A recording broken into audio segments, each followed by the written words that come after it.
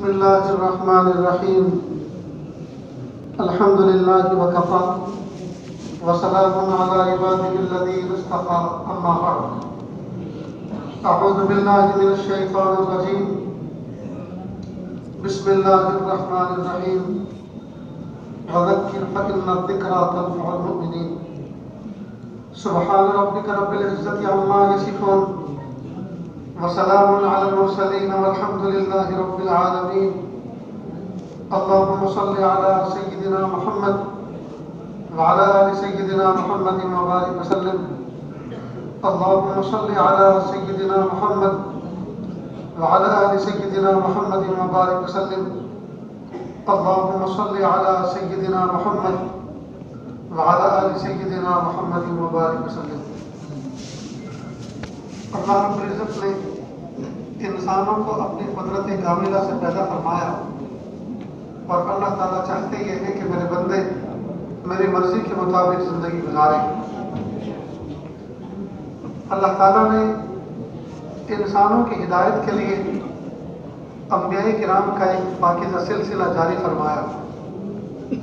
ہر دور میں انبیاء کرام آتے تھے اور اپنا سبق اللہ کے بتایا ہوا سبق بندوں کو سنا کر سکھا کر اور عملی طور پر دکھا کر جاتے تھے۔ ان انبیاء کرام کی سیریز میں سب سے آخر میں محمد عربی صلی اللہ علیہ وسلم تشریف لائے اور محبوب صلی اللہ علیہ وسلم اپنے عمر طویل پوری کر کے دنیا سے رخصت ہو گئے۔ اب کوئی نبی آنے والا نہیں ہے۔ محبوب صلی اللہ علیہ وسلم خاتم النبیین نبی آخر الزمان تھے۔ اب کوئی نبی بحیثیت نبی آنے والا نہیں۔ عجیب بات یہ ہے کہ جب انسان تھوڑے سے تھے اور ان کے مسائل بھی تھوڑے سے تھے، اس زمانے میں بیک وقت دو نبی آتے تھے، باپ بھی نبی بیٹا بھی نبی، ایک بھائی نبی دوسرا بھائی نبی، سسر نبی داماد نبی۔ انسان تھوڑے مسائل تھوڑے اور دنیا میں بیک وقت دو نبی۔ اور اب جب انسان بڑھ گئے، انسانوں کے مسائل بڑھ گئے، پرابلم بڑھ گئے، مسائل بڑھ گئے، اب پوری دنیا میں کوئی ایک بھی نبی نہیں۔ عقل یہ چاہتی ہے کہ بمبئی جیسے شہر میں 4 نبی ہونے چاہیے، کلکتہ جیسے شہر میں اور زیادہ، جیسی جیسی آبادی، جیسی جیسی مسائل، اسی اعتبار سے انبیاء کی تعداد شہروں میں زیادہ ہونی چاہیے تھی۔ لیکن بمبئی اور کلکتہ تو دور کی بات، پوری دنیا میں بھی کسی کونے میں کسی نبی کا وجود نہیں۔ اگر کوئی نبوت کا دعویٰ کرے تو وہ فرعون ملعون تو ہو سکتا ہے، ابلیس تو ہو سکتا ہے، وہ نبی نہیں ہو سکتا۔ سوال یہ پیدا ہوتا ہے کہ جب علم نبوت کی اور تعلیم نبوت کی ضرورت بڑھی ہوئی ہے، ذات نبی کی ضرورت بڑھی ہوئی ہے، تو اللہ پاک نے نبوت کے دروازے پہ تالا کیوں لگا دیا؟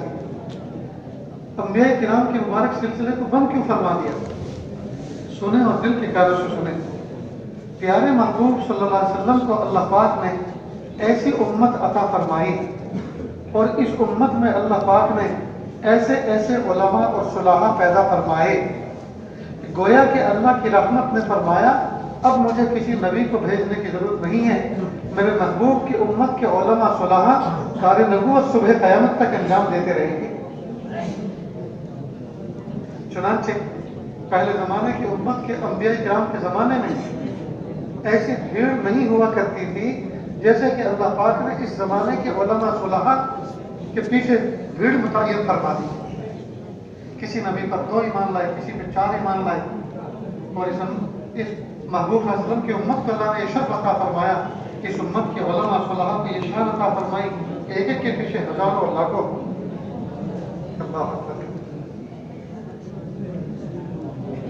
اب اہل علم حضرات کی بالخصوص اور عوام الناس کی بالعموم یہ ذمہ داری بنتی ہے کہ اب نبی تو آنے والے ہیں نہیں، اب یہ کار نبوت قیامت تک چلتا رہے گا، تو ہمارا اس میں زیادہ سے زیادہ حصہ لگ جائے۔ لہذا قرآن پاک کی تعلیمات ہمیں بتاتی ہے کہ ہم سب کے سب اس کے مخاطب ہیں وَأَنذِرْ عَشِيرَتَكَ الْأَقْرَبِينَ، سب سے پہلے اپنے گھر والوں کو، سب سے پہلے اپنے نیئر اور ڈیئر لوگوں کو ڈراؤ. قُوا أَنفُسَكُمْ وَأَهْلِيكُمْ نَارًا، اپنے آپ کو بھی ہم جہنم کی آگ سے بچائیں اور اپنے گھر والوں کو بھی بچائیں. یعنی ہم خود بھی دین پر عمل کریں اور ہمارا جو حلقہ اثر ہے، مثلا ہمارا حلقہ اثر کیا ہے؟ ہماری بیوی ہمارے زیر اثر ہے، ہمارے بچے ہمارے زیر اثر ہیں، ہماری بہویں ہمارے زیر اثر ہیں. تو ہمیں چاہیے جو ہمارا حلقہ اثر ہے ہم ان تک اپنی دین کی تعلیم کو مثبت انداز سے پہنچائیں. اب یہاں سے ایک بات ذرا سمجھنے کی ہے.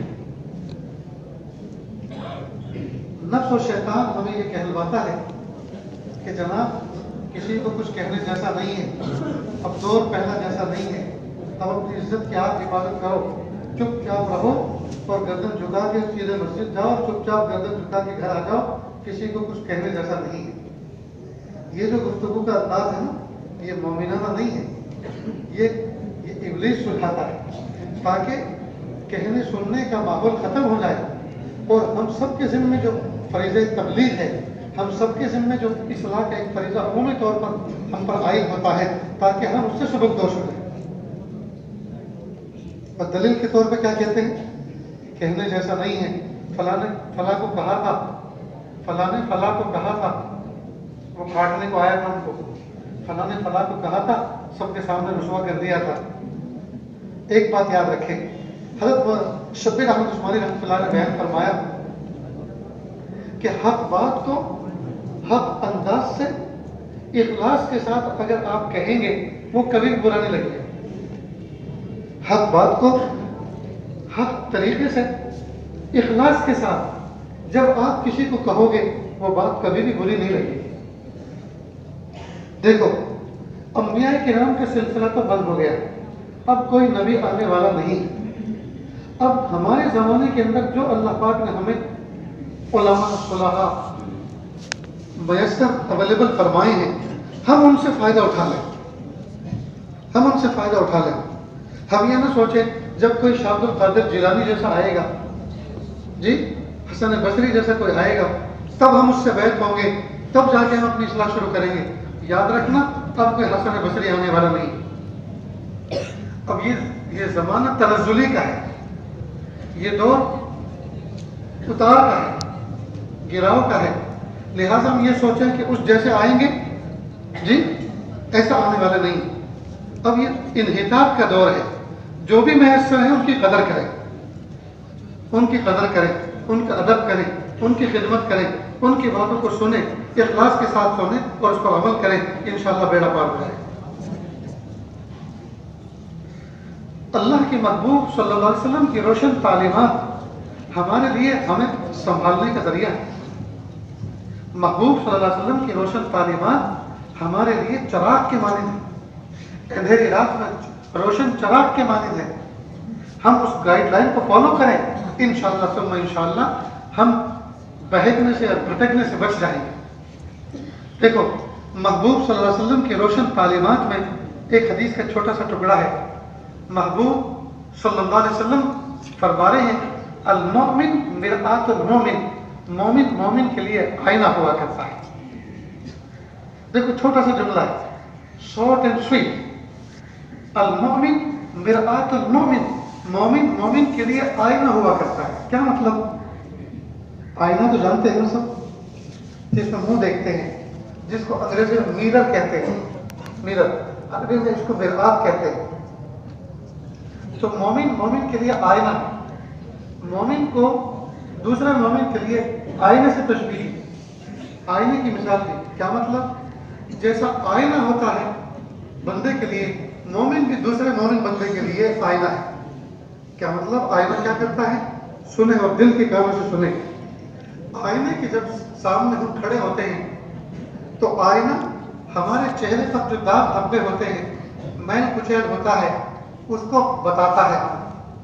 لیکن کیسے بتاتا ہے؟ مائک پر نہیں، چلا کے نہیں، شور کر کے نہیں، خاموش سائلنٹ موڈ میں.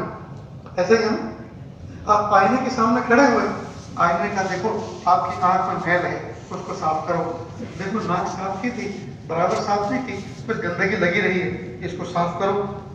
دیکھو تم غسل کر کے آئے، تمہارے کان میں صابن رہ گیا، اس کو صاف کرو۔ اب آئینے نے 3 غلطی بتائی، آنکھ میں میل ہے، ناک پہ گندگی ہے، کان میں صابن ہے۔ اب اس نے ہمیں غلطی بتا تو دی، لیکن کیسے بتائی؟ شور شرابے کے ساتھ نہیں، خاموشی کے ساتھ۔ پھر بس مجھے اور آئینے کو پتہ چلا میرے اندر کیا خامی ہے، آپ کو اور آئینے کو پتہ چلا، کسی اور کو پتہ نہیں چلا۔ مومن کو بھی چاہیے جب مومن کسی کے اندر کوئی برائی دیکھے، اس طرح سے اس کی اصلاح کرے کہ کان و کان کسی کو پتہ نہ چلے، کان و کان کسی کو پتہ نہ چلے۔ یہ ہے آئینے کی مثال کہ مومن کے لیے آئینہ ہے، جیسا آئینہ اپنے سامنے کھڑے ہونے والے کے عیب کو بتاتا ہے، لیکن وہ چلا کے نہیں بتاتا، شور ہنگامہ کر کے نہیں بتاتا۔ مومن کو بھی چاہیے جب کسی مومن کے اندر کوئی کمی کوتاہی ہو، غلطی ہو، تو وہ اس کی اصلاح کرے، لیکن چلا کر نہیں، شور شرابہ کر کے نہیں، کسی کو کان پتہ نہ چلے، اس طرح سے کرے۔ اللہ۔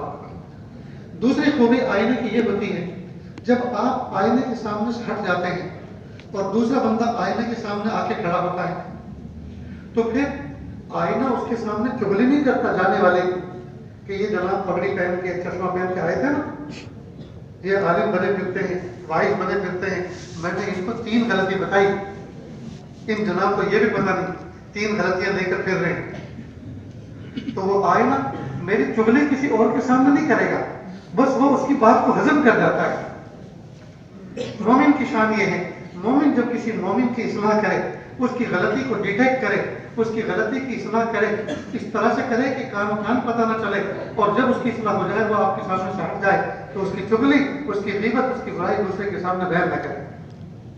یہ ہے مومن کی شان۔ اب بتائیے دوستو، جب ہر مومن دوسرے مومن کے لیے آئینے کی حیثیت سے رہے گا اور اس طرح سے ایک دوسرے کی بات کرے گا کہ کان و کان کسی کو پتہ نہ چلے، جی، تو محبت بڑھے گی یا نفرت؟ ظاہری بات ہے، محبت کا ماحول بنے گا، ہر آدمی کی غلطی کی اصلاح ہوگی۔ آج جو اختلاف ہوتے ہیں، آج جو لڑائی جھگڑے ہوتے ہیں، آج جو خلفشار ہوتا ہے، آج جو تو میں ہوتی ہے، اس کی وجہ یہ ہے کہ ہم اصلاح کی بات کہنا چاہتے ہیں، لیکن طریقہ ہمارا غیر اصلاح والا ہوتا ہے، مصلحانہ طریقہ نہیں ہوتا، مومنانہ شان نہیں ہوتی۔ آئینے کی مثال سے ہم نہیں بات کرتے، بلکہ ہم اپنے آپ کو بڑا سمجھتے ہیں اور دوسرے کو ذلیل کرنے کی کوشش کرتے ہیں۔ نتیجہ یہ ہوتا ہے کہ سامنے والا اصلاح کو قبول نہیں کرتا، غلطی کا ایکسیپٹ نہیں کرتا، بلکہ وہ غلطی پر اور اصرار کرتا ہے۔ اب یہاں سے ذرا ایک بات کو سمجھیں، گفتگو کرنے، بات کرنے کے 2 طریقے، ایک ہے مثبت طریقہ اور ایک ہے منفی طریقہ۔ ایک ہے بات کرنے کا وہ طریقہ جو بھلا بھی لگتا ہے، اچھا بھی لگتا ہے، پیارا بھی لگتا ہے اور قابل قبول بھی ہوتا ہے، اور ایک طریقہ وہ ہے جو برا لگتا ہے، تیکھا لگتا ہے، کڑوا لگتا ہے، خراب لگتا ہے اور بندہ اس کو قبول کرنے کے لیے تیار بھی نہیں ہوتا۔ یہ 2 طریقے، جس کو میں نے کہا ایک ہے مثبت، ایک ہے منفی۔ اس کی ایک 2 مثال آپ کے سامنے پیش کرتا ہوں تاکہ سمجھنے میں مدد ملے۔ ایک بوڑھے میاں ہیں، صف اول میں نماز پڑھتے ہیں، اللہ کے نیک بندے۔ اب وہ نماز کا سلام پھیر کے دعا سے فارغ ہو کے اٹھے اور سب چلنے لگے۔ ان کی نظر ایک نوجوان پہ پڑی تو چلا کر کہا، اے لڑکے، اے چھوکرے، ذرا کس کا بیٹا ہے تو؟ کہا جی میں فلاں کا ہوں۔ تیرے باپ نے تجھے کچھ سمجھایا نہیں ہے؟ اب سب لوگ متوجہ ہوئے، آج کس پہ ڈانٹ پڑ رہی ہے، آج کس پہ بجلی گری ہے، آج کس کی اصلاح ہو رہی ہے؟ تیرے باپ نے تجھے کچھ سمجھایا نہیں؟ اب دیکھو یہ الفاظ ہے نا، تیرے باپ نے تجھے، یہ تو مجھے گالی جیسا لگتا ہے، یہ تو تڑاک سے بات کرنا گالی جیسا۔ آپ کہتے، تم کہتے، جی پیارا بچہ کہتے تو بات بھلی بھی معلوم ہوتی، لیکن تیرے باپ نے تجھے کچھ سمجھایا نہیں ہے؟ دیکھ تیرا پاجامہ یہ جھاڑو دے رہا ہے، ٹخنوں سے نیچے لٹک رہا ہے۔ قیامت کے دن اللہ تعالیٰ ایسے بندے پر نظر رحمت بھی نہیں ڈالیں گے، نظر شفقت سے دیکھیں گے بھی نہیں، جس کا پاجامہ ٹخنوں سے نیچے لٹکا ہوگا۔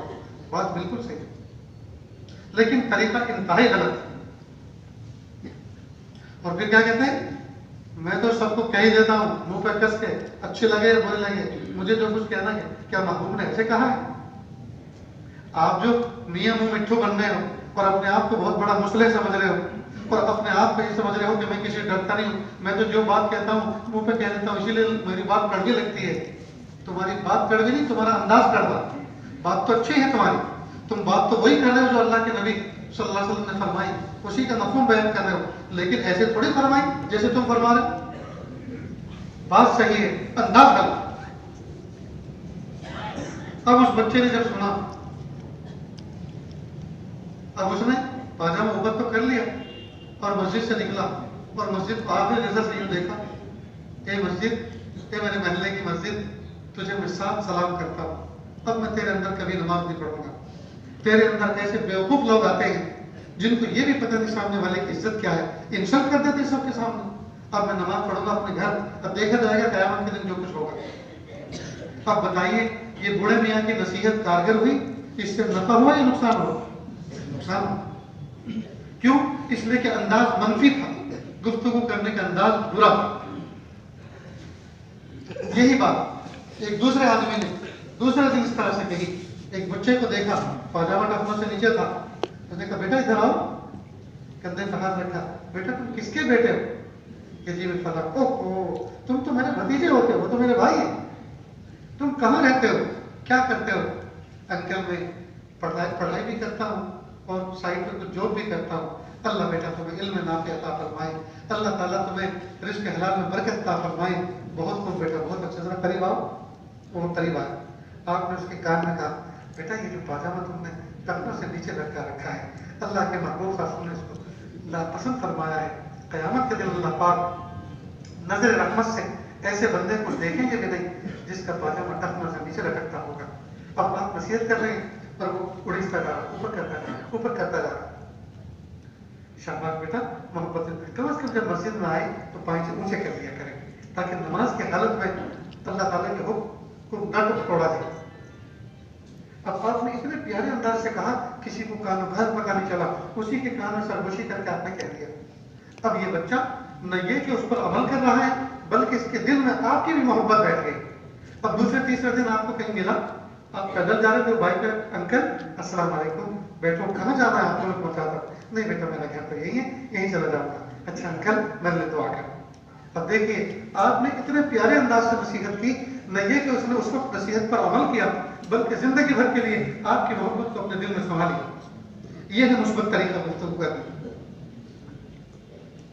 یہ ہے مثبت طریقہ گفتگو کرنا. چھوٹے چھوٹے بچے بھی عزت نفس رکھتے ہیں، اگر آپ ان کو ڈانٹو گے، زور سے کہو گے تو آپ سے نفرت کرنے لگیں. ایک اور مثال تھا کہ یہ سبق ذرا اچھی طرح مضبوط ہو جائے. آپ کے پڑوس میں ایک شخص رہتا ہے، ایک شخص رہتا ہے. 2-3 دن سے وہ بیمار تھا، 2-3 دن سے بیمار تھا. گھر میں بیٹھا ہوا تھا، کھڑکی سے دیکھتا رہتا تھا باہر کا منظر. پھر اس کی صحت ہو گئی. پھر اس نے آپ کو کہا، آپ کے پڑوسی نے، کہ جناب آپ سے ایک بہت ضروری بات کرنی ہے، لیکن کرنی ہے تنہائی میں. یا تو آپ میرے گھر چلیں، چائے بھی پئیں گے اور بات بھی کریں گے، یا پھر کوئی اور وقت بتائیں. کہ نہیں آپ میرے پڑوسی ہیں، بہت دن سے آپ میرے گھر آئے بھی نہیں ہیں. میرے گھر میں نماز کے بعد، ظہر کی نماز کے بعد چائے کا معمول ہے، وقت ہو چکا ہے، چائے بالکل تیار ہوگی، آپ میرے گھر چلیں. تو آپ اپنے پڑوسی کے گھر چلے گئے. تو اس نے چائے پلائی، بسکٹ کھلائے. جب سب چیزوں سے فارغ ہو گئے، آپ نے دائیں بائیں دیکھا اور کنفرم کیا کہ کوئی دیکھنے والا تو نہیں. جب دیکھ لیا کہ کوئی دیکھنے والا سننے والا نہیں، آپ اس کے قریب ہوئے اور کہا بھائی جان، آپ کا بچہ میرا بچہ، میرے بچے آپ کے بچے کا بالکل صحیح، میرا بھتیجا آپ کا بیٹا وہ ننھا مصطفیٰ ہے، جو بھی نام لیا. میں 3 دن سے بیمار تھا، کھڑکی سے باہر کا منظر دیکھتا تھا. 3 دن میں نے لگاتار دیکھا. بچہ ماشاءاللہ بہت پیارا ہے، اللہ ایسے بچے سب کو دے. اب آپ اس کے بچے کی تعریف کر رہے ہیں، اس کی توہین نہیں کر رہے، تعریف کر رہے ہیں. اللہ ایسا بچہ سب کو دے، بچہ بہت پیارا ہے، اس کو دیکھتا ہوں تو دل خوش ہوتا ہے. لیکن 3 دن سے میں نے ایک بات دیکھی کہ آئس کریم بیچنے والا محلے میں آتا ہے، صدا لگاتا ہے، تو بچہ آتا ہے اور کہتا ہے انکل مجھے بھی دو. تو وہ چھوٹا بچہ، معصوم بچہ سمجھ کے فری آف چارج اس کو ایسے ہی دے دیتا ہے. اور وہ بچہ اس کو چوستا ہے، چاٹتا ہے، کھاتا ہے اور گھر کے بعد منہ صاف کر کے پھر گھر میں رہتا ہے. شاید گھر والوں کو پتا بھی نہیں. کیونکہ بچہ نادان ہے، اس کو بچے کو کیا پتا، اس لیے بچہ تو بہت پیارا ہے، لیکن اگر اسی طرح سے بچے کی عادت رہی اور اس کی نگرانی نہ ہوئی تو آگے چل کر یہ عادت کھوٹی بن جاتی ہے اور پھر اس کی اصلاح کرنا مشکل ہوتا ہے۔ لہٰذا آپ کو بتانا اس لیے ضروری سمجھا کہ گھر میں بھی آپ کہہ دیں اور اطلاع کر دیں تو بچے کو مناسب انداز سے کہیں تاکہ بچے کو انسلٹ فیل نہ ہو، شرمندگی فیل نہ ہو، محسوس نہ ہو، بس اتنا کہنا تھا۔ اور دیکھو مارنا پیٹ نمک، ڈانٹنا ڈپٹ نمک، بچہ بہت پیارا ہے، بہت معصوم ہے انشاءاللہ، اور آگے چل کر یہ ہم سب کی آنکھوں کی ٹھنڈک بنے گا۔ اب آپ نے اس بچے کی سینکڑوں تعریفیں کر کے اس کی ایک کمی کو ظاہر کیا تاکہ ماں باپ اس کی اصلاح کریں۔ اب یہ گھر گیا، گھر جا کر اپنی بیوی کو بلایا، اس بچے کو بلایا، دیکھو بیوی کو کہا دیکھو اللہ تعالیٰ نے ہمیں کیسے پیارے پڑوسی عطا فرمائے، اللہ تعالیٰ ایسے پڑوسی سب کو دے۔ میرے پڑوسی نے مجھے بلایا، میرے پڑوسی نے مجھے بلانا چاہا، میں نے خود اس کو بلایا، کبھی وہ رخصت ہوئے، چائے پلائی، سب کچھ، اور کتنے پیارے انداز سے وہ بات کہتے گیا ہے۔ اور مجھے پتا چلا اور آپ کو بھی پتا نہیں ہوگا، یہ ہمارا بچہ 3 دن سے لگاتار ایک آئس کریم والے سے آئس کریم مانگ کے کھایا۔ اللہ پاک نے ہمیں کھلی روزی دی ہے، ہمیں اعلیٰ خاندان کا بنایا، کیا ہمارے بچے بھیک مانگے؟ اس لیے تم بھی نظر رکھو، میں بھی نظر رکھتا ہوں۔ پھر بچے کو بولا بیٹا سچ بتاؤ، تم آئس کریم بیچنے والے انکل سے آئس کریم لے کے کھاتے ہو؟ کہ جی ابو۔ پیسے دیتے ہو؟ نہیں ابو۔ کیوں نہیں دیتے؟ خبردار، جب بھی کسی چیز کی ضرورت ہو ہم سے مانگو۔ کیا کسی سے مانگ کے کھانا چاہیے؟ کیا ہم بھکاری ہیں؟ کیا ہم فقیر ہیں؟ توبہ کرو، معافی مانگو۔ اب آپ نے کچھ نرم انداز سے، کچھ سخت انداز سے 2 باتیں کہیں اور بچے کو اس بات پر تیار کیا آئندہ کبھی وہ ایسی حرکت نہیں کرے۔ پھر اس کو کچھ پیسے بھی دیے، دیکھو آئندہ کل کھانا، پیسے دینا پھر لینا۔ اب دیکھیے پڑوسی نے اپنے پڑوسی کے بچے کی کمی کوتاہی کو ظاہر کیا، لیکن کس انداز سے؟ مثبت انداز سے۔ اس کے دل میں بھی جگہ آ گئی، بچے کی اصلاح بھی ہو گئی، معاشرہ بھی بہت اچھا ہو گیا۔ یہی بات اگر وہ مسجد کی سیڑھی پہ کھڑے ہو کے کہتا ارے جناب اپنے بچے کو سنبھالو، اپنے بچے کو سنبھالو، وہ بھیک منگا ہو گیا ہے، سب کے سامنے اس طرح کہے، کہا بھائی میرے بچے کو میں جانتا ہوں، تم اپنی اولاد کو سنبھالو۔ اب بتائیے اس سے جو ہے بات بنے گی بگڑے گی؟ بگڑے گی۔ تو یہ ہے گفتگو کرنے کا مثبت انداز۔ اس طرح سے اللہ کے محبوب صلی اللہ علیہ وسلم نے بتایا کہ ہم تربیت اس طرح سے کریں۔ محبوب صلی اللہ علیہ وسلم کسی کو کوئی بات کہتے تھے تو کہنے کا انداز کیا؟ ماشاءاللہ آپ کے اندر بڑی خوبیاں اللہ نے رکھی ہیں، کاش کہ آپ یہ چیز بھی چھوڑ دیں، کاش کہ آپ یہ بھی چھوڑ دیں۔ اب دیکھیے پہلے تعریف کر دی اور اس کے بعد وہ کمی بتا دی، تو آدمی نے فوراً تعریف کے آڑ میں آ کر سوچ لیا یار ایک چیز خراب ہے، اس کو میں چھوڑ دیتا ہوں۔ معاذ بن جبل رضی اللہ تعالیٰ عنہ کا ایک مرتبہ محبوب صلی اللہ علیہ وسلم نے ہاتھ پکڑا اور ہاتھ پکڑ کر فرمایا اے معاذ مجھے تم سے محبت ہے۔ ساری دنیا کے لوگ محبوب سے محبت کا دعویٰ کرتے تو کرنا چاہیے، یہ معاملہ الٹا، یہ محبوب صلی اللہ علیہ وسلم فرما رہے ہیں اے معاذ مجھے تم سے محبت ہے۔ حضرت معاذ بن جبل رضی اللہ تعالیٰ عنہ بولے نہیں سنا، خوش ہوئے، فرمایا اللہ کے محبوب صلی اللہ علیہ وسلم مجھے بھی آپ سے محبت ہے۔ پھر فرمایا اسی محبت کی وجہ سے آپ کو ایک نصیحت کرتا ہوں، ہر نماز کے بعد جو الفاظ بتانے جا رہا ہوں کبھی بھولنا مت، کچھ الفاظ بتانے جا رہا ہوں ان کو بھولنا مت۔ اب یہاں اللہ کے بعد سب سے پیارا کون؟ محبوب صلی اللہ علیہ وسلم، اور محبوب صلی اللہ علیہ وسلم کا پیارا کون؟ معاذ بن جبل رضی اللہ تعالیٰ عنہ۔ تو اللہ کے پیارے نے اپنے پیارے کو کیا چیز دی؟ کوئی پیاری چیز دی نا۔ پیارا اپنے پیارے کو جب کوئی چیز دیتا ہے تو پیارا ہی دیتا ہے، پیاری چیز دیتا ہے، یہ ایسی گڑبڑ دے دیتا ہے۔ دوست اپنے دوست کو کیسی چیز دیتا ہے؟ پیاری۔ کچھ نوجوان بچے مسکرا رہے، عشق مجازی کے شکار۔ تو پیارا اپنے پیارے کو جب کوئی چیز دیتا ہے وہ بھی پیاری ہوتی ہے۔ اللہ کے محبوب صلی اللہ علیہ وسلم کائنات میں سب سے پیارے اللہ کے بعد، اور محبوب کا پیارا معاذ بن جبل رضی اللہ تعالیٰ عنہ۔ تو اللہ کے پیارے نے اپنے پیارے کو ایک پیاری چیز دی، میں اپنے پیاروں کو سنا رہا ہوں۔ کیا فرمایا؟ اے معاذ ہر نماز کے بعد یہ الفاظ کبھی بھولنا مت، معلومات کی بہت پاورفل چیز دے رہے ہیں, کوئی پیارا تحفہ دے رہے ہیں, کیونکہ اپنے پیارے کو دے رہے ہیں. فرمایا اللہم اعنی علی ذکرک و شکرک و حسن عبادتک, یہ ضرور پڑھا کریں. جب سے اس روایت کو میں نے پڑھا, الحمدللہ میرا معمول ہے, میں اپنے چھوٹے بچوں سے پڑھواتا ہوں. اللہم اعنی علی ذکرک و شکرک و حسن عبادتک. آج کی مغرب بات کی ہو گئی, اب عشاء کے بعد آپ کو پڑھنا اور زندگی بھر پڑھنا. پڑھیں گے انشاءاللہ. اچھا ذرا اس پر تھوڑی سی بات کر لیتے ہیں, اس میں کیا کمال ہے, اس تحفے میں کیا انعام رکھا ہے. اللہم اعنی علی ذکرک, کہ اللہ میری مدد فرما کہ میں آپ کا ذکر کیا کروں. ذکر نام ہے اصل میں اللہ کی یاد کا. تو بندہ در حقیقت کیوں کہہ رہا ہے, پیارے اللہ میں آپ کو کبھی بھول نہ جاؤں, ہر وقت یاد رکھوں, دائمی ذکر مجھے مل جائے. ایک ذکر تو ہوتا ہے ذکر موقت, تھوڑی دیر آپ بیٹھے لا الہ الا اللہ لا الہ الا اللہ لا الہ الا اللہ لا الہ الا اللہ محمد رسول اللہ صلی اللہ علیہ وسلم, یہ آپ نے 100 دانے کی ایک تسبیح پڑھ لی, یہ ذکر موقت ہوا. تھوڑی دیر آپ نے گن کے اللہ کو یاد کیا.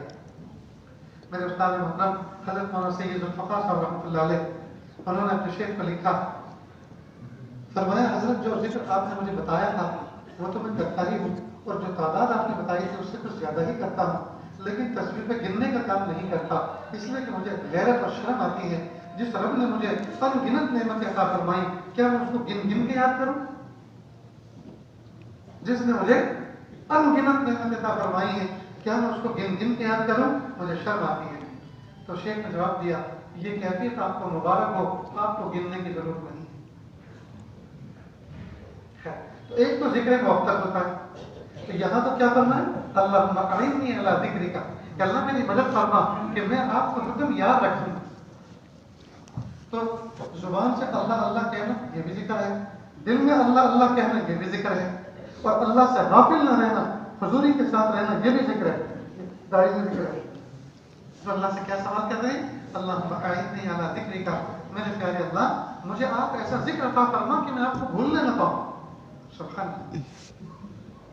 ایک نصیحت ان جو جملے اللہ کے نبی صلی اللہ علیہ وسلم نے حضرت معاذ بن جبل رضی اللہ عنہ فرمائے, اس میں ایک نصیحت تو کیا فرمائی, اللہم اعنی علی ذکرک, پھر فرمایا وشکرک, اور اللہ میری مدد فرما کہ میں آپ کا شکر کروں.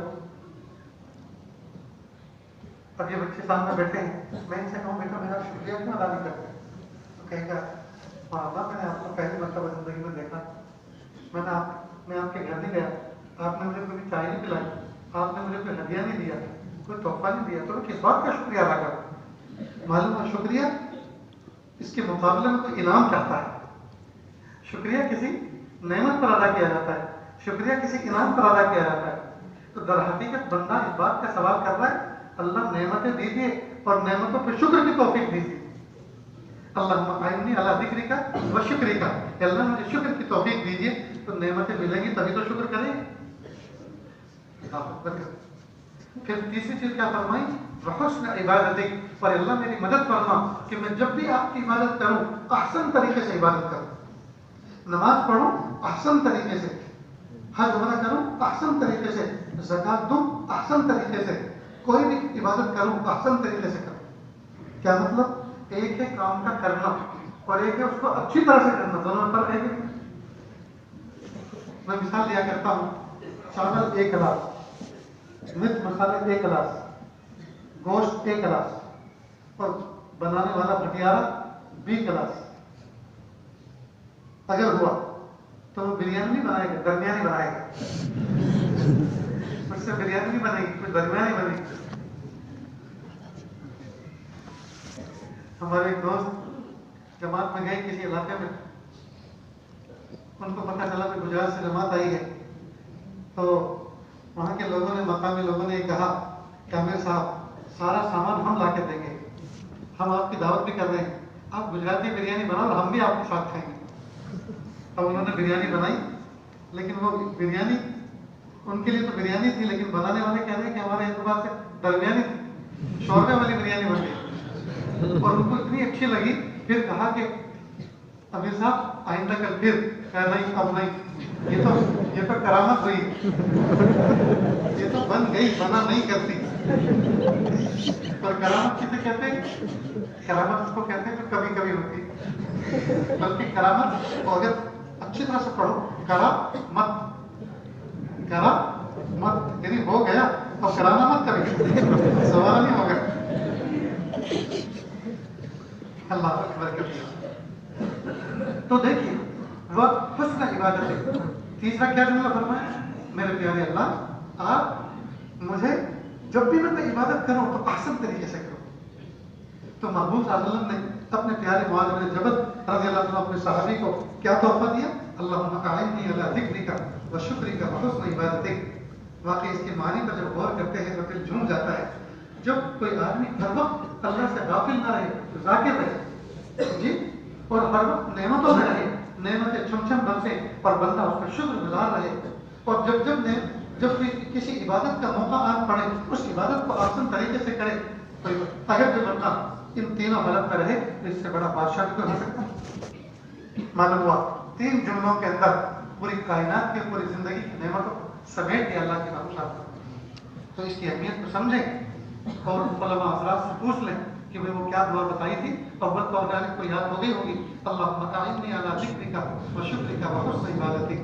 اللہم اعنی علی ذکرک و شکرک و حسن عبادتک. تو کتنی پیاری دعا، کتنا پیارا تحفہ اللہ کے محبوب صلی اللہ علیہ وسلم نے معاذ بن جبل رضی اللہ عنہ کو عطا فرمایا، اور ان کے ذریعے سے صبح قیامت تک انسانوں کو یہ پہنچا.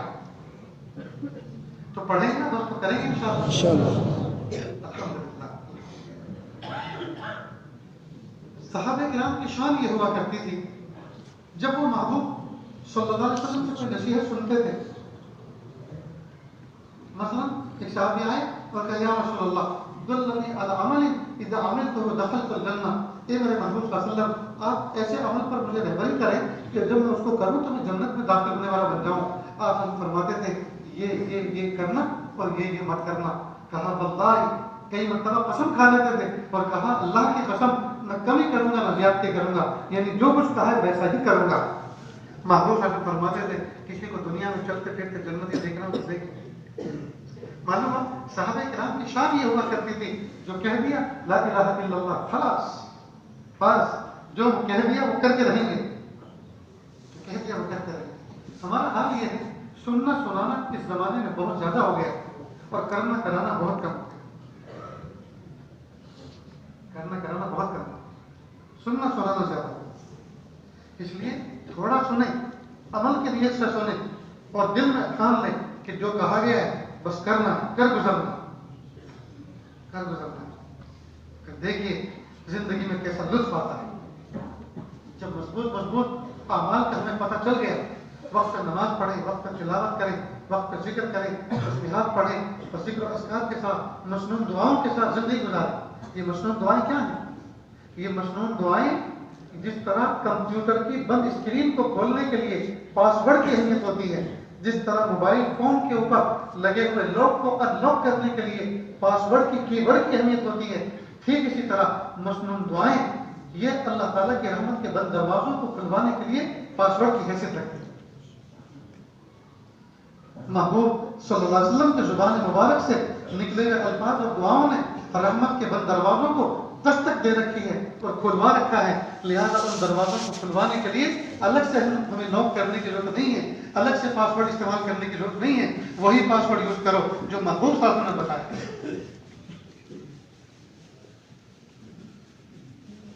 کتنی پیاری پیاری دعائیں آقا صلی اللہ علیہ وسلم نے ارشاد فرمائی ہیں. وضو کے درمیان ایک مسنون دعا ہے پڑھنے کی، اللہم اغفر لی ذنبی ووسع لی فی داری وبارک لی فی رزقی. الفاظ پہ ذرا غور فرمائیں، تھوڑا سا اس کو میں کھولتا ہوں، اس کو سنیں اور آئندہ ہمیشہ اس کا اہتمام کریں. اللہم اغفر لی ذنبی، کہ اللہ میرے گناہوں کو معاف کروا. بندہ وضو کرتا ہے، مل مل کے اعضائے وضو کو دھو رہا ہے. یہ وضو کیا ہے؟ کیا ہے وضو؟ منہ ہاتھ دھونا ہے، پانی بہانا ہے؟ نہیں، یہ صرف منہ ہاتھ دھونا پانی بہانا نہیں، یہ عبادت ہے. یہ عبادت ہے. کیسی عبادت ہے؟ اس عبادت کے ذریعے سے اللہ تعالیٰ اعضائے وضو کو چمکاتے ہیں، اعضائے وضو کو اللہ پاک نور عطا فرماتے ہیں اور یہی اعضائے وضو قیامت کے دن جگمگ جگمگ جگمگ کریں گے، ریفلیکٹ کریں گے، اور اسی سے امت بیضا پہچانی جائے گی، محبوب صلی اللہ علیہ وسلم کی امت پہچانی جائے گی۔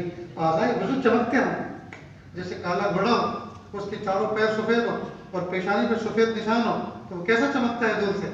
جی اللہ تعالیٰ جیسے پچکلیا گھوڑا ہوتا ہے، ایسے اللہ تعالیٰ اس امت کو جی پچکلیا نور عطا فرمائے۔ اللہ اکبر کرے۔ جب انسان کا وضو ٹوٹتا ہے تو اعضائے وضو سے نور رخصت ہو جاتا ہے۔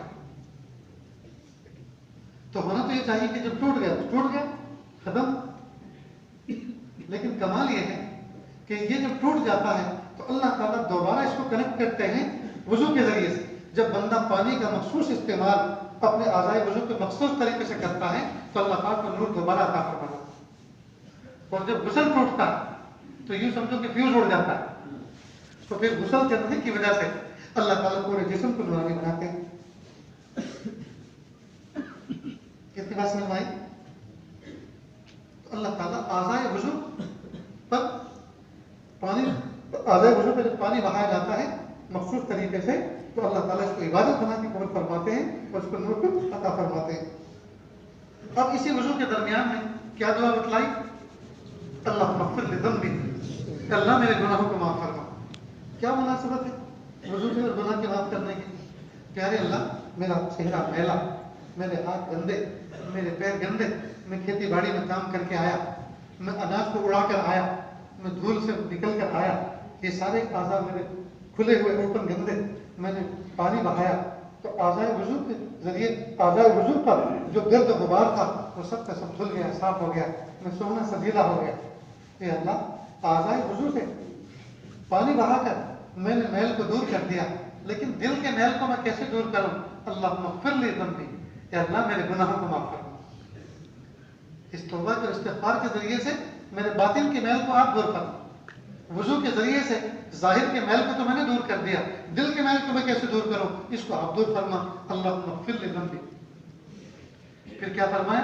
ووسع لی فی داری، اور اللہ میرے گھر کو وسیع فرما۔ اللہ یہ عجیب بات ہے، بیٹھے ہیں وضو خانے میں، کر رہے ہیں نماز کی تیاری، مانگ رہے ہیں اللہ تعالیٰ سے استغفار، دل کی صفائی جی، اور پھر کیا پہنچ گئے گھر پر کہ اللہ میں ذرا گھر بڑا کرتا ہوں۔ ہونا تو چاہیے تھا یہ کہتے اللہ اب نماز پڑھنی ہے، ذرا نماز کو قبول فرمانا، نماز کو جاندار شاندار بنانا، ہونا تو یہ چاہیے تھا، اور پہنچ گیا گھر اور کہنے لگا گھر بڑا کرنا۔ کیا مناسبت ہے؟ مناسبت بہت گہری ہے، بڑی لطیف ہے کہ پیارے اللہ اعضائے وضو سے میل ململ کے میں نے دور کر دیا تو ظاہر چمکدار ہو گیا، اور استغفار کے ذریعے سے باطن دمکدار ہو گیا جی۔ اب جب ظاہر بھی اچھا اور باطن بھی اچھا تو لوگوں کے اندر اب کشش پیدا ہوگی نا اس سے ملنے کی، تو میرے گھر آنا چاہیں گے، تو گھر بڑا ہوگا، بٹھانے کی جگہ ہوگی، تبھی تو بٹھاؤ گا۔ اور پھر کیا فرمایا؟ بارک لے کے رزقی، اور اللہ جب گھر بڑا ہوگا، آنے والے زیادہ ہوں گے تو ناشتہ پانی میں تو کرانا پڑے گا، تو بارک لے کے رزقی، اور میرے رزق میں برکت عطا کرو۔ اتنی بلیغ دعا اللہ کے محبوب صلی اللہ علیہ وسلم ہی بتلا سکتے ہیں، کوئی نہیں بتا سکتا۔ یہ موقع کے مناسب دعا، موقع کے مناسب دعا۔ ماں بہن کیا کرتی ہیں جب وہ ہنڈی پکاتی ہے یا روٹی پکاتی ہے توے پر، تو ہم نے اپنے وطن میرٹھ کی طرف یوپی کی طرف دیکھا، سردی کا موسم ہوتا ہے تو توا جیسے اتارا چولہے سے فوراً گرم پانی کے لیے پتیلی دیگچے رکھ دیتی، کیوں؟ اس لیے کہ چولہا گرم ہے، آگ ابھی پوری بجھی نہیں ہے، تو یہ پانی گرم ہو جائے گا تو وضو کرنے میں سب کو سہولت رہے گی۔ تو جلتے ہوئے توے کے بعد دہکتے ہوئے چولہے میں کوئی اور چیز بھی پکا لی جاتی ہے۔ کئی مرتبہ بچوں کے لیے آلو بھی ڈال دیتے ہیں آگ کے اندر تاکہ آلو بھن جائیں، بیٹھ کے بچے کھایا کریں، انجوائے کریں۔ تو دیکھو چولہا جلایا تھا روٹی بنانے کے لیے، سالن بنانے کے لیے، لیکن ضمن 2 کام اور ہو گئے۔ ٹھیک اسی طرح اس کو کہتے ہیں موقع کی مناسبت سے کام کر لینا۔ اسی طرح جب توا گرم ہوتا ہے جی تو کچھ اور بھی چیزیں سیک لی جاتی ہیں۔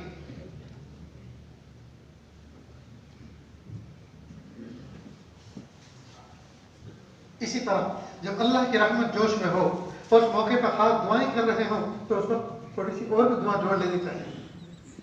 مثلا بس میں بیٹھنے سے پہلے دعا کر رہے ہیں اللہ جی عافیت والی سیٹ عطا فرمائیے، اللہ کوئی دائیں بائیں عورت نہ ہو، وہ آپ کا کوئی ولی ہو اس کے ساتھ سفر ہو۔ اب آپ بس میں بیٹھے تو دیکھا کہ ایک عالم صاحب ایک شیخ الحدیث صاحب بیٹھے جا رہے ہیں اور سیٹ خالی ہے، ماشاء اللہ دعا قبول ہو گئی، تو توا گرم ہے، جلدی سے کچھ اور مانگ لو، اللہ جی دنیا میں جیسے سیٹ دی یا اللہ جنت میں بھی سیٹ کنفرم کر دی۔ موقع کی مناسبت سے ایک دو اور کر لو، یا اللہ دنیا میں جیسے آپ نے عافیت کے ساتھ سیٹ دے دی، جگہ دے دی، یا اللہ جنت میں بھی عافیت کے ساتھ جگہ دے۔ ریاض الجنہ میں جاتے ہیں مدینہ منورہ میں، تو وہاں جاتے ہوئے وہ ہے نا کہ یہ جنت کے باغوں میں سے ایک باغ، جنت کے ٹکڑوں میں سے ایک ٹکڑا ہے، تو دعا کرے پیارے اللہ آپ کے حبیب پاک صلی اللہ علیہ وسلم فرمایا جو بندہ جنت میں ایک مرتبہ داخل ہو جائے گا پھر کبھی نکلے گا نہیں، یا اللہ جنت کے ٹکڑے میں، اس کو تو جنت میں شامل کیا جائے گا، اس ٹکڑے میں داخل ہو چکا ہوں، یا اللہ اب مجھے جنت کا مستحق بنا دیجئے، جنت سے مجھے محروم نہ فرمائے۔ کہ موقع کے مناسب دعا آپ نے زمزم پیا، موقع کی مناسب دعا کریں پیارے اللہ آپ نے زمزم پلایا، اس کے پینے کے بعد اب حرام اور مشتبہ چیزوں کے کھانے اور پینے سے ہمیشہ کے لیے محفوظ کر دیجیے۔ خیر بھی بات دوسری طرف چلی گئی، لیکن یہ بھی نفع سے خالی نہیں، تو ہم دعاؤں کا اہتمام کریں۔ اللہ کے محبوب صلی اللہ علیہ وسلم نے جو دعائیں ہمیں بتائی ہیں موقع موقع کی، ہم ان دعاؤں کو یاد کریں، ان کے ترجموں پہ غور کریں، ان کی حکمتوں کو سوچیں، تو انشاءاللہ بہت ساری حکمتیں سمجھ میں آئیں گی، اور اس کے بعد قدر ہوگی اس بات کی کہ میرے آقا میرے محبوب صلی اللہ علیہ وسلم نے کتنے پیارے پیارے انداز سے اللہ سے مانگا ہے، اور جس انداز سے محبوب نے مانگا ہے کائنات کا کوئی شخص ایسا مانگ نہیں سکتا۔ تو ہم مسنون دعاؤں کے عادی بنیں۔ نیز اللہ رب العزت نے مجھے اور آپ کو جو دیندار بنایا، مجھے جو آپ کو دین اسلام پر پیدا فرمایا، جی یہ دین اسلام نام ہے در حقیقت اللہ تعالیٰ کے حکموں کو پورا کرنا، اللہ کے حکموں کو پورا کرنا۔ ہم اپنی مرضی سے زندگی نہیں گزار سکتے، ایک لمحہ بھی ہم اپنی مرضی سے زندگی نہیں گزار سکتے۔ ہم لوگ کون ہیں؟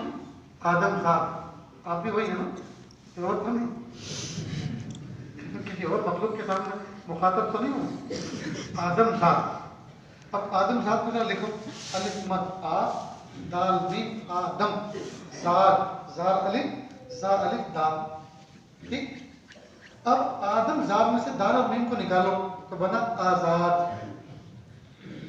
ہر انسان آزاد رہنا پسند کرتا ہے، لیکن اللہ نے فرمایا کہ جب تک دم میں دم ہے تم آزاد نہیں ہو۔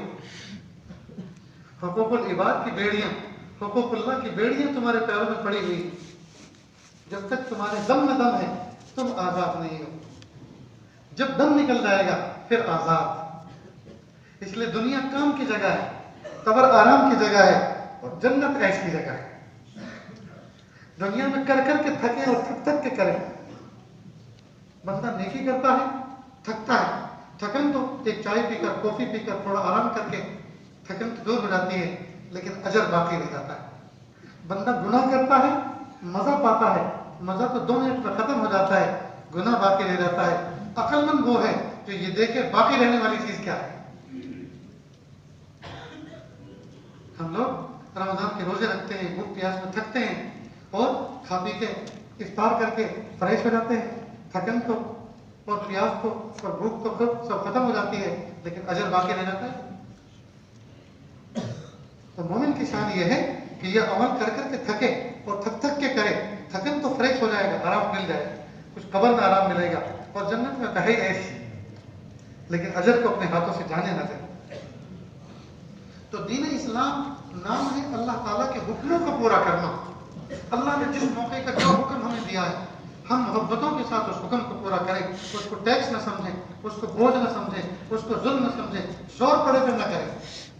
بہت سے لوگ حج عمرہ کرنے جاتے ہیں اور کئی دن کے تھکے ہوئے ہوتے ہیں، اور سیدھے جدہ اترے، جدہ سے مکہ گئے، تھکے ہارے ٹوٹ پھوٹ جاتے ہیں بالکل تھک کر، اور جاتے کے ساتھ ہی سامان رکھا، ایک چلو ہیڑو، آپ کی زبان کا لفظ نہیں، ہیڑو، ہاں ہیڑو، طواف کروا جائے۔ اب طواف کرنے چلے، بھائی طواف خاک کرو، ٹوٹ پھوٹ کے بالکل چور چور ہو چکے ہو، یہ تو سر سے بوجھ اٹھا کے پھینکنا ہوا، تو تم طواف کرنے کے لیے عمرہ کرنے آئے ہو تو یہ سر سے بوجھ پھینکنے آئے ہو؟ یا اللہ کا فریضہ محبتوں کے ساتھ ادا کرنا ہے، اس لیے چپ چاپ کہیں جانے کی بات مت، سو جاؤ چپ چاپ، آرام کرو، کھاؤ پیو اور آرام کرو، گرم گرم پانی سے بہاؤ، جسم کے رگ رگ کھل جائیں، فریش ہو جاؤ، صبح فجر کے بعد جاؤ عمرہ کرنے کے لیے، ناشتہ کرو اچھی طرح سے، ضرورت سے فارغ ہو، شاندار وضو کرو اور جاؤ اللہ کے دربار میں جی، اور حجر اسود کو چوم کر اور جھوم جھوم کے طواف کرو، عظمتوں کے ساتھ، محبتوں کے ساتھ۔ اللہ اکبر۔ تو ہم دوستو اللہ کے حکموں کو بوجھ نہ سمجھیں۔ عشاء کی نماز آ رہی ہے، اچھی نماز پڑھ رہے ہیں، ہم نے تو پڑھے گا، ابھی تو پڑھی ہے، پھر پڑھنا، بالکل تھکن کو پاس پتہ نہیں۔ میرے پیارے اللہ، آپ کے سامنے حاضری دینی ہے، آپ کے سامنے لبیک کہنا ہے، آپ کے دو قدموں کے درمیان میں سجدہ جھکانا ہے، آپ کے دو قدموں کے درمیان میں پیار بھرا سجدہ کرنا ہے۔ میرے پیارے اللہ، بوجھ کیسا، تھکن کیسی، دکن کیسی؟ نفس کو کہتے خبردار، سائلنٹ بیٹھ، چپ چاپ۔ عشاء کی نماز پڑھوں گا، رکعتیں پڑھوں گا، نفلیں پڑھوں گا، تہجد بیفور ٹائم پڑھوں گا اور چپ رہنا، بعد میں تجھے کافی دلاؤں گا۔ یہ نفس ہے نا، یہ بچے کی مانند ہوتا ہے، اس کو بہلا بہلا کے کام لینا ہوتا ہے، نادان بچے کی طرح ہوتا ہے، اس کو بہلا بہلا کر کہتے ایک پارا پڑھ لے، اس کے بعد تجھے داتا چار رستے پر، کیا یہ کون سی بستی رتن پور چار رستے پر لے جاتا، پھر وہاں تجھے مارا ماری آئس کریم کھلاتا، پتہ نہیں کیا کیا مہا ماری، مارا ماری، بھڑکا دینی، پتہ نہیں کیا کیا، شاید پھر تجھے آئس کریم کھلاتا، لیکن ایک پارا پڑھنے میں سکون، ایک پارا پڑھو اور پھر اس کو حلال آئس کریم بھی کھلاؤ۔ آئس کریم حلال ہے، حرام تو نہیں۔ تو جب ہمارے نفس نے ہماری مدد کی اور ہمیں جو ہے ڈسٹرب نہیں کیا، اور اس نے تو ہمیں پاس پڑھنے دیا، ابھی نادان کو اس کو آئس کریم تو کھلاؤ۔ اگر آپ گھوڑے پہ سواری کرتے ہیں تو اس کو دانا تو دو، ورنہ رسہ توڑا کے بھاگ جائے۔ اسی طرح نفس کو بہلا بہلا کے کام لینا ہوتا ہے۔ کئی مرتبہ نماز کے اندر بیٹھے اور بہت تیزی کے ساتھ تیزی کے ساتھ پڑھ رہے، اپنے آپ کو ایک خبردار، اسٹاپ، کیا تماشا ہے، کیوں جلدی جلدی پڑھ رہے؟ یہ سب روک کے نہیں کہنا، دل ہی دل میں بات کر نفس کے ساتھ، کیا تماشا ہے، کیا جلدی، کیوں اتنی تیز اسپیڈ باندھی ہے؟ تو خبردار، اللہ کے دربار میں اللہ کے سامنے بیٹھا ہو، پڑھ چپ چاپ، کہیں نہیں جانا، کوئی کام نہیں کرنا، کہ وہ انتظار کرنا، کوئی انتظار کرنا تو مرنے دو۔ اپنے نفس سے اس طرح سے بات کرو۔ عجیب بات ہے دوستو، ہم نے سب سے بات کرنا سیکھا، لیکن اپنے نفس سے بات کرنا نہیں سیکھا۔ اپنے نفس سے بات کریں۔ کراچی کے اندر ایک بزرگ تھے ہمارے، انتقال فرما گئے۔ فرماتے ہیں کہ میں 80 سال کی عمر کا تھا اور میں اٹھا تہجد میں۔ اب 80 سال کی عمر ہو گئی، جسم نہیں ہے، کمزور ہے، کچھ ٹھنڈی بھی لگی ہوئی ہے، کچھ بخار سا بھی ہے۔ نفس کہہ رہا ہے، کیونکہ عالم تھے، مولوی تھے، اور مولوی کے نفس بھی مولوی ہوتا ہے، دلیلیں بھی بڑی شاندار دیتے، منتی تھی۔ اور نفس نے تقریر کرنی شروع کی، دیکھو 80 سال ہو گئے سجدہ کرتے کرتے، نمازیں پڑھتے پڑھتے، اور آج ٹھنڈی بھی زیادہ ہے، آج کمزوری بھی ہے، اور بخار بھی تو ہے، ذرا دیکھو تو بخار ہے۔ آج اگر تہجد نہیں پڑھیں گے تو کوئی مرضی تو نہیں ہو رہی، آج نہیں پڑھیں گے یہ کوئی فرض واجب تو نہیں ہے۔ یہ نفس کہہ رہا ہے۔ بزرگ فرماتے ہیں میں نے اپنے نفس کو کہا، ہاں بھائی بات تو صحیح ہے، بوڑھا بھی ہوں، کمزور بھی ہوں، بخار بھی ہے، اور فرض واجب بھی نہیں، نفل ہے، لیکن جب اٹھی گئی ہیں تو چلو پیشاب تو کر لیتے ہیں۔ نفس نے کہا یہ پیشاب کر، کیا میں اب گیا باتھ روم میں گیا، پیشاب کیا تو پھر میں نے نفس سے کہا وہ یہ جو باتھ روم ہے ساتھ میں لگا ہوا اٹیچ ہے، گرم پانی بھی ہے، گیزر بھی ہے، وضو بھی کر لیتا، چنانچہ وضو بھی کر لیا، استنجا بھی کر لیا، وضو بھی کر لیا۔ اب آئے کہ اب چلو اب چلے چارپائی کی طرف، وہی مصلی بچھا تھا، کہ پھٹاک سے مصلی میں کھڑا ہوا، نفس دیکھتا رہ گیا۔ تو دیکھو یہ ہے اللہ، اس طرح نفس کو شکست دے، یہ ہمارا اندر ہوئی دشمن ہے، یہ اس بچے کی طرح، یہ پاگل اور دیوانے بچے کی طرح، ضدی بچے کی طرح، اس کو اس طرح سے اس کو ٹیکل کریں، کریں گے نا انشاءاللہ۔ تو नफलें पढ़नी, वितर पढ़नी, तहज्जुद पढ़नी है, नफ्स कह रहा जल्दी करो जल्दी करो। अरे कहाँ जाना कहाँ है, कौन इंतजार कर रहा है? ठीक, नफ्स को कहे कि देखो ठंडी का मौसम है, बाहर बैठकर चारपाई बिछाकर अच्छी तरह से ठंडी लगेगी, गरम गरम कॉफी पिएंगे, चाय से चाय लगा के बैठेंगे आराम से। लेकिन तुम मुझे चुपचाप नमाज में डिस्टर्ब मत कर, नमाज सुकून से मुझे पढ़ने दे। मेरे प्यारे अल्लाह का फरीदा है, मुझे प्यारे रब को याद करना है। वही तो रब मुझे देता है, वही तो खिलाता है, वही तो पिलाता है, तभी तो मैं तुझे पालता हूँ और तुम उस मालिक के हकीकी से मुझे जुड़ने नहीं देता। कैसा अजीब आदमी है। इस तरह से दोस्तों अपने नफ्स से मुखातब हुआ करेंगे। ठीक, फिर देखो इंशाअल्लाह अल्लाह ताला कैसा काम करे। अल्लाह। तो मेरे भाइयों, दीन इस्लाम नाम है अल्लाह ताला के हुक्मों को पूरा करना। अल्लाह के हुक्म मुख्तलिफ मौके पे मुख्तलिफ होते हैं। जिस जिस मौके पर अल्लाह जो हुक्म दे हम उसको पूरा करें। दीन इस्लाम नाम है मानने का। अब अजीब बात है, अल्लाह पाक ने मुझे और आपको नाचने को मना किया। नाचना हराम है, नहीं नाचते हैं आप? नाचते हैं यहाँ कोई? नहीं ना, मना है। तो किसने मना किया? अल्लाह ने मना किया। लेकिन मोर नाचता है, कौन नचवाता है? अल्लाह ने। देखा, उनको नाचने को कहा हमें तो खबरदार मार डालेंगे, गड़बड़ मत करना। तो देखो हुक्म किसका चला? अल्लाह का। हमारे आंगन में हमारे बाड़े में मोर नाचता है और हम नाचना चाहिए जी, तो हुक्म अल्लाह का। इसी तरह कई मरतबा आप देखिए, बीवी, बेटी, माँ और बहन, ये चारों औरतें हैं, इनके आदत एक जैसे देखने में औरत, लेकिन माँ के साथ मोहब्बत के जज्बात दूसरे, बीवी के साथ मोहब्बत के जज्बात अलग अंदाज के, बेटी के साथ मोहब्बत के जज्बात अलग अंदाज के, बहन के साथ मोहब्बत के जज्बात अलग अंदाज के। तो देखो देखने में चारों एक, लेकिन सबके साथ हुक्म अलग अलग। हुक्म किसका चलता है? अल्लाह का। तो हम हुक्म के पाबंद हैं, हम अल्लाह ताला के हुक्मों के पाबंद हैं। हमें चाहिए हम अल्लाह ताला के हुक्मों को फॉलो करें, हुक्मों को पूरा करें। तो अगर ये थ्योरी हमारी समझ में आ गई, हम अल्लाह के बंदे, अल्लाह ने हर चीज़ का एक हुक्म दिया। लिहाजा आप दुनिया के अंदर जो भी काम करते हैं, खेती बाड़ी करते हैं, बिजनेस करते हैं, तिजारत करते हैं, आप उसके बारे में किसी मुफ्ती आलिम से एक बार जरूर पूछ लो, हम इस तरह से कर रहे हैं, इस तरह पार्टनरशिप में करने जा रहे हैं, आप शरीयत के रूप में आप हमें बताएं इसके लिए हमारे लिए क्या हुक्म है। वो जो बताएं कि देखो आपने ये शर्त लगाई, ये शर्त फासिद है, इसको डिलीट कर दो, इसको मिटा दो, और ये कहा इसको बजाय यूं करने के यूं कर दो और उस पर एग्री कर लो, तो अब जो है ये बरकत वाला सौदा हो जाएगा। और अगर ऐसा नहीं करोगे तो बरकत खत्म हो जाएगी। तो इस तरह से हम करके पूछ के करें, खुशियां हम मनाएं पूछ कर, गमी हम मनाएं पूछ कर, जिंदा रहें और जो है शरीयत के हुक्म पूछ कर। हमारे घर में मौत मैयत हो, उसके साथ में हमें क्या बिहेव करना है, किस तरह बर्ताव करना है, पूछ कर।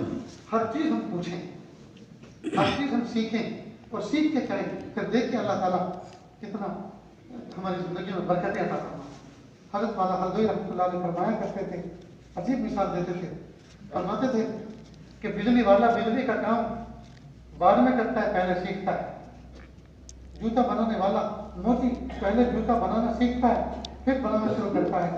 क्या हमने दीन को जूते के बराबर भी नहीं समझा कि पहले हम इसको सीख लेते और इसके बाद उस पर अमल करते? अजीब बात क्या है। इसलिए दोस्तों हर चीज को हम सीखें। नौजवान बच्चे हैं, शादी ब्याह करने जा रहे हैं, उसको सीखें, उसको पूछें कि बीवी के साथ किस तरह का बिहेव किया जाता है, किस तरह का बर्ताव किया जाता है, उसके कितने हुकूक मेरे जिम्मे आयद हैं, मेरे और उस पर मेरे कितने हुकूक हैं, हमें किस तरह से बिहेव करना है, किस तरह से बर्ताव करना है। और माँ बाप बीवी के घर में रहते हुए माँ बाप के साथ किस तरह से उसने सलूक करना है, और उनके होते हुए बीवी के साथ किस तरह से उसने सलूक करना है। इसलिए ये कई मरतबा निकाह के बाद नौजवान बच्चों के तेवर बहुत जल्दी बदल जाते हैं। माँ बाप को वो लाइक नहीं करते, सास ससुर को लाइक करते हैं, अपनी बीवी को लाइक करते हैं, माँ बाप को नहीं। और कई मरतबा मामला उल्टा भी होता है कि माँ बाप का इतना ऐसा गुलाम होता है कि बीवी को पैरों के तले रोने के लिए तैयार है, लेकिन माँ बाप की नाफरमानी। हमने माना कि माँ बाप उनके हुकूक हैं, लेकिन ये जो तुम्हारे पल्ले बनी है, ये जो निकाह करके आई है तुम्हारे साथ में, इसके भी तो कुछ हुकूक है ना। گھر سے باہر سے آ رہے ہو، ماں باپ کو سلام کرو، ماں باپ کے پاس بیٹھو، ان سے دعائیں لو، اس کے بعد امی میں اپنے کمرے میں جاؤ، اور بوڑھی کو اور ماں کو خود چاہیے بیٹا تھک تھکا کر آئے ہو، کئی دن کے بعد گھر سے لوٹے ہو، بقیہ بات کل کریں گے، جاؤ تمہارے بچے اندر کمرے میں انتظار کر رہے ہیں۔ اس لیے کہ شریعت کا حکم ہے کہ اگر کوئی آدمی بازار سے چل کر گھر آئے، نگاہیں میلی ہوں اور نفس جوش میں آ رہا ہو اور پریشان کر رہا ہو، تو جلدی سے گھر جاؤ اور حلال بیوی کے ساتھ خصوصی ملاقات کر لو، یہ شریعت کا حکم ہے۔ اب راستے میں بیٹھی ہے بوڑھی والدہ، ہاتھ پکڑ کے بٹھا لیا، بیٹا بیٹھو، یہ جو 3 دن غائب تھے پوری مجھے کارگزاری سناؤ۔ اب کارگزاری سنانے میں دل لگے گا؟ یہ ٹھیک ہے۔ سمجھداری اس بات میں ہے کہ ہم بچوں کی معمولی سی خبر لے لی، حال چال پوچھ لیا، بیٹا اب بقیہ باتیں انشاءاللہ کل کریں گے، جاؤ آرام کرو، تمہارے بیوی بچے تمہارے کمرے میں انتظار کریں۔ یہ ہے بچپن۔ تو غرض یہ کہ اللہ رب العزت نے ہمیں ایک دین دیا، ایک شریعت دی ہے، ایک ضابطہ حیات کیا ہے۔ اسلام کیا ہے؟ لائف اسٹائل کا نام اسلام، طرز زندگی طرز حیات کا نام اسلام ہے۔ سوئیں تو کیسے سوئیں، اٹھیں تو کیسے اٹھیں، چلے تو کیسے چلیں، بولیں تو کیسے بولیں، دیکھیں تو کیسے دیکھیں، اور کس کو دیکھیں کس کو نہ دیکھیں، کھائیں تو کیا کھائیں، پیئیں تو کیا پیئیں، آرام کریں تو کس طرح کریں، اور پیشاب کریں تو کیسے کریں، استنجا کریں تو کیسے کریں۔ کوئی ایک مرحلہ میں زندگی کا ایسا نہیں ہے جس کے بارے میں اسلام نے ہمیں واضح تعلیمات نہ دی ہو۔ لیکن دوستو ہم دھوکہ کھا گئے، ہم نے 5 وقت کی نماز پڑھنا، چہرے پہ داڑھی لگانا، سر پہ ٹوپی اور پگڑی رکھنا، سفید سفید پہننا، بس ہم نے اسی کا نام اسلام سمجھا۔ نہیں، اسلام تو پیدائش کی صبح سے لے کر وفات کی شام تک 8 پہر، 24 گھنٹے، 8 پہر، مہینے کے 30 دن، سال کے 365 دن، ایک ایک لمحہ اللہ کی مرضی کے مطابق گزارنا، یہ اسلام و دین کہلاتا ہے۔ اسلام و دین کہلاتا ہے۔ ہم ایک لمحہ بھی ہم دین اسلام کے احکام سے غافل نہ رہیں۔ اسی لیے محبوب صلی اللہ علیہ وسلم نے پیارے معاذ بن جبل رضی اللہ تعالیٰ عنہ کی نصیحت فرمائی کہ ہر نماز کے بعد الفاظ مت بولنا، اللہم اعنی علی ذکرک، کہ اللہ مجھے توفیق عطا فرما کہ میں تجھے ہر وقت یاد رکھوں۔ جب اللہ کو یاد رکھے گا تو اللہ کے حکم بھی تو یاد رہیں گے نا، بلکہ اللہ کے حکموں کے ذریعے سے اللہ کو یاد رکھے، اللہ کے حکموں کے ذریعے سے اللہ کو یاد رکھے۔ اللہ تعالیٰ سے دعا ہے اللہ تعالیٰ کے سننے سے زیادہ عمل کی توفیق عطا فرمائے۔ وآخر دعوانا ان الحمد للہ رب العالمین۔